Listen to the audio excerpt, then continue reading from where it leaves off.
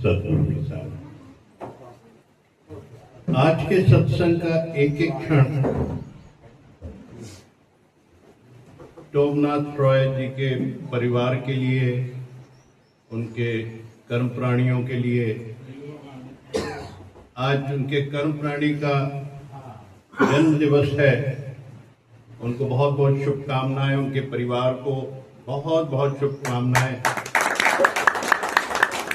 उन्होंने सत्संग कराया, ये एक आनंद की स्थिति होती है।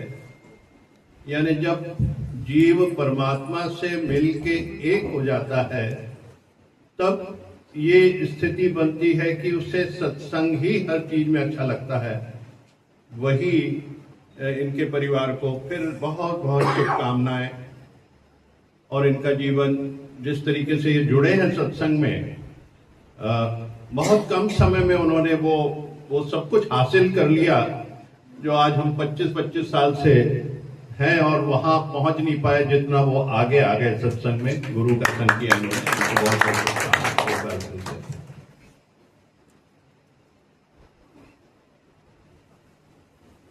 यहां 4 दिन रहो,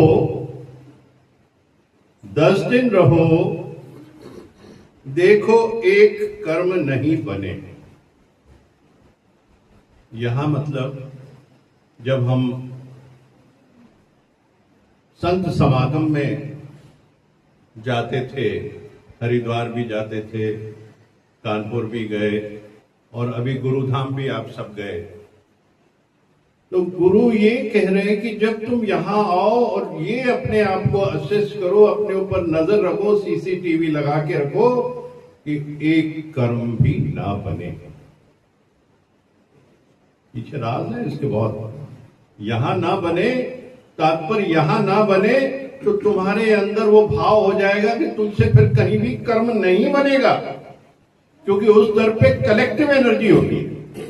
अब कलेक्टिव एनर्जीज जब वहां होती हैं तो जीव जिस भाव में रहता है, जिस परिसर में रहता है, जिस स्वभाव में रहता है, उसका का पूरा पूरा डिटॉक्स हो जाता है। वो फिर उसका असर बना रहता है और वो फिर उससे कोई कर्म बनता नहीं, वो सोचता भी नहीं और बनता भी नहीं और बनेगा भी नहीं उससे कोई कर्म, क्योंकि उस समय ईश्वरीय शक्तियां जो हैं वो प्रोटेक्ट करती हैं, ईश्वरीय शक्तियां प्रोटेक्ट करती हैं।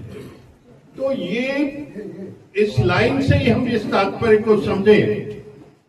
आइए भगवान, आइए भगवान, माफी आपका इंतजार था। आइए आइए प्रभु। तो जीवन में ऐसे समागम पे आना जाना चाहिए जहां हम अपने आप को मोल्ड कर सकें, यानी आपका ट्रांसफॉर्मेशन होता है उससे। ऐसी जब सत्संगों में बैठते हैं बहुत ट्रांसफॉर्मेशन होता है, परिवर्तन आता है जीवन में। और जीवन का जो ये परिवर्तन आता है ये जीवन भर साथ रहता है। इसको एक्सपीरियंस करिए, हम सब एक्सपीरियंस करें हम इन सब चीजों को।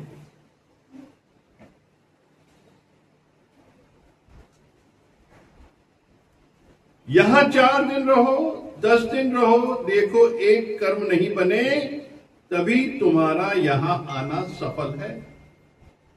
देखो सेंटेंस सब कंप्लीट है। तभी यहां आना, तुम्हारा आना सफल है। जिसके साथ उठते बैठते हो, जिसके साथ बैठते हो, जिससे भी मिलते हो, देखो कर्म नहीं बनाओ। आध्यात्म तो बहुत ही गहरा है जिसमें अपने आप को जानना है, और ये तब जानेंगे जब आप अंतर्मुखी होंगे। और जब आप बाह्यमुखी हैं तो कर्म तभी बनते हैं। कर्म बनते कैसे हैं? जब आप बाह्यमुखी हैं। तो संत यही कह रहे हैं, गुरु यही समझा रहा है कि सबसे मिलते हैं, देखो कि तुम्हारा कोई कर्म ना बने। यानी बाहर देखते हुए भी तुम अंदर देखो, अंदर उतरो, अपने में उतरो। वो तब है जब तुम बाहर भी अपना ही स्वरूप सब में देखोगे, अद्वैत सिद्ध करोगे, क्योंकि दूसरा कोई बना ही नहीं, वो परमात्मा ही एक से अनेक हुआ है। सब में अपना रूप देखो, सब भगवान है, सब भगवान है। जब सब में भगवान देखोगे तो तुम्हें एक भी कर्म नजर नहीं आएगा। कर्म आता कैसे नजर है? जब हम गुणों में जाते हैं, किसी के गुण अवगुण दोनों चीजें, बस वही कर्म बन जाता है। ये कैसे, ये क्यों, ये कब, ये कहां से, क्योंकि आपकी संशयात्मक बुद्धि काम करने लगती है। इस संशयात्मक बुद्धि से परे हटके विवेक से मार्ग अपनाना है। विवेक बुद्धि, बुद्धि दो है, संशयात्मक और विवेक।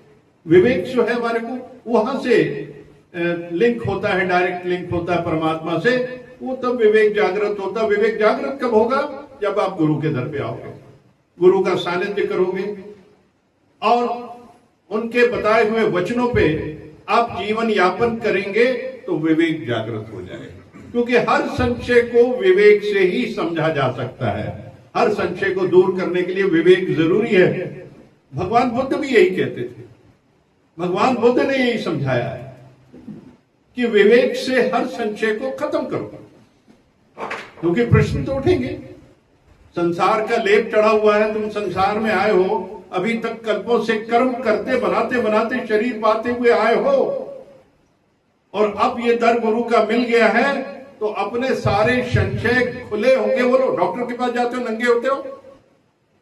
खुलो, अपनी हर बात रखो, उत्तर आज नहीं तो कल वाणी में जरूर मिलेगा। और अगर सत्संग आते रहेंगे तो प्रश्न करने की जरूरत नहीं है, उत्तर अपने आप प्राप्त हो जाएगा।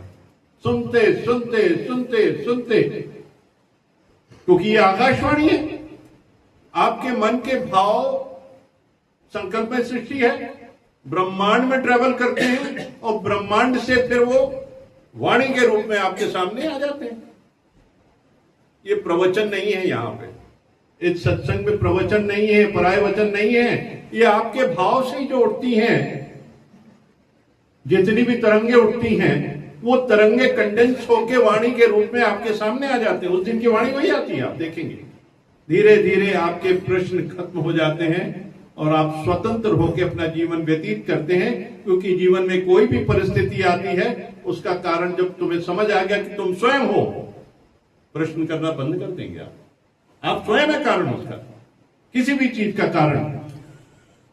मैं बड़ा कंफ्यूज था, एक बार गया, बहुत साल पहले बॉम्बे गया, तो यही था कि अगर घर में भी कोई द्वंद्व चल रहा है, उसका कारण मैं हूं। मोहल्ले में भी अगर कोई बात हो रही है, उसका कारण भी मैं हूं। संसार में अगर कोई बात हो रही है, उसका कारण भी मैं हूं। हर एक चीज का कारण मैं हूं। तो मैंने कहा, प्रश्न किया, ये कैसे होता भगवान? कैसे हो गया? मैं कारण कैसे हो गया? वो वहां हो रहा। बोले, ये संकल्प में सृष्टि है। जब सारे जीवों के जिस तरीके के संकल्प होते हैं, उसी तरह वो फलीभूत होके जीवों के रूप में सामने खड़े हो जाते हैं। तो आप जब भी देखेंगे, मन में कोई संकल्प करेंगे, अगर बहुत सारे संकल्प करेंगे तो वैसी वैसी परिस्थितियां सामने आएंगी। कल मैं एक व्हाट्सएप देख रहा था कि कुछ समय पहले एक बड़ी ही विपदा आई, तो उस समय हर देश में बैठ के एक समय में, फिक्स समय में परमात्मा को याद किया गया और परमात्मा से गुजारिश की गई है, परमपिता परमात्मा, हम आपको नतमस्तक हैं, आप बच्चों को समझाइए, सब जीवों के अंदर प्रकट होइए और उनके अंदर समता लेके आइए। कल परसों मैंने व्हाट्सएप पे डाला है इसको, और कई कंट्रीज में अलग अलग टाइम पे इस तरीके की चीजें हुई हैं और उसका फल बहुत जल्दी मिला है। युद्ध भी रुक गए हैं, नॉर्मेलसी भी आ गई है और कभी भी आपदा नहीं आई है। तो ये संकल्पमय सृष्टि है, इसे समझे, बहुत गहराई है। जब हम मिल के कलेक्टिव संकल्प करते हैं, वो फलीभूत होता है। तो ये जो झगड़े भी हैं, कलेक्टिव संकल्प से हुए, अब इसको कलेक्टिव संकल्प से इसको समता में लेके आना है। इसलिए जितनी ब्लेसिंग करें, जितनी समता करेंगे, वननेस करेंगे, वो हालात सुंदर होते जाएंगे और नॉर्मल होते जाएंगे। ये सिर्फ जितना हम लोग टीवी देख के रोज युद्ध की बात, रोज युद्धों की बात करते हैं, तो हमारा संकल्प युद्ध पे चला गया। वो इतना बढ़ जाता है कि ब्रह्मांड में इतना गुंजायमान होते तो जीवों के रूप में वो युद्ध खड़ा हो जाता है। इसका कारण हम ही हैं, हम सब हैं उसका कारण। हमें समझना ये कारण तो लेट अस स्टॉप डिस्कस ये जो युद्ध है, इन चीजों को एक विराम दे दें कि कोई युद्ध नहीं है, हर चीज अवेलेबल है, हर चीज मिल रही है, कोई कमी नहीं है। ये भाव लाएंगे तो ऑटोमेटिकली वही चीज होगी जो आप कह रहे हैं, संकल्प कर रहे हैं। तो हमारा संकल्प पॉजिटिव होना चाहिए, नेगेटिव तो कभी होना ही नहीं चाहिए। किसी भी जीव के बारे में कभी नेगेटिविटी नहीं आनी चाहिए। हर एक को भगवान है, हर एक भगवान है, वो ऐसा है ही नहीं कोई बात करे वहीं स्नैप इन द बड, वो बात फैलेगी नहीं, ब्रह्मांड में घूमेगी नहीं। तो संकल्प है सृष्टि, तो हर एक चीज का कारण मैं हूं, कोई दूसरा नहीं है। तो इनको तात्पर्यों को समझे, हम इसकी गहराई में उतरे हर चीज की। ये जो है ना 10 दिन आओ और फिर देखो तुम्हारा कोई कर्म ना बने, तो भगवान प्रैक्टिस करा रहे हैं वहां पे कि आप समागम में आइए। समागम में आना उत्तम कार्य है। जब गुरु भी हैं, उनके फॉलोअर्स भी हैं, डिसाइपल्स भी हैं, उनके मार्ग पे चलने वाले भी हैं, सेवादार भी हैं, सबके गुण देखो, गुण और अवगुण में जाके उनकी खूबसूरती को अपनाओ।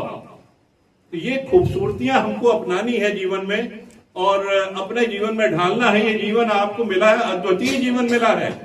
आपने भी जो आज रखा है सत्संग, इसकी बड़ी कीमत है। और ये जो आपके ये जो वचन है सत्संग के, 1000 साल की तपस्या से ऊपर है।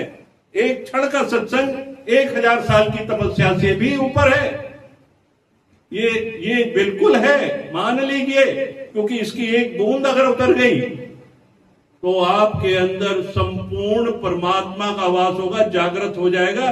क्योंकि सत्संग की एक बूंद क्या करे, दिन रात मस्त करे, दिन रात भजन भी आपका मस्त करे दिन, तो ये मस्त करेगी आपको। तो इसलिए इसको बड़ी गहराई से समझे। आज जो ये वाणी आई है, जरूर किसी का भाव रहा होगा कि ऐसा क्यों हो रहा है, ऐसा क्यों हो रहा है, इसलिए सारी वाणी आई है, इस पे आई है, और शायद उसको उत्तर मिल गया होगा। और आज हम परमात्मा को नतमस्तक हो, और हमारे टोमनाथ जी के लिए भी हम बहुत सी दुआएं मांगे, क्योंकि इन्होंने आज हमको यहाँ ला के हमारे जीवन की उस उत्तम रास्ते का दर्शन करा दिया, उत्तम मार्ग का। क्योंकि ये वाणी इसी जगह होनी थी, वो यहाँ वाणी हुई है। और हमारे गुरु जी भी आए हैं, देखिए उनका भी हम 2 जरूर उनके सुनेंगे, मुख से मुखारबिंद से सुनना चाह रहे हैं। तो 2 मिनट का वक्त हम गुरु जी के लिए भी चाह रहे हैं। आप सब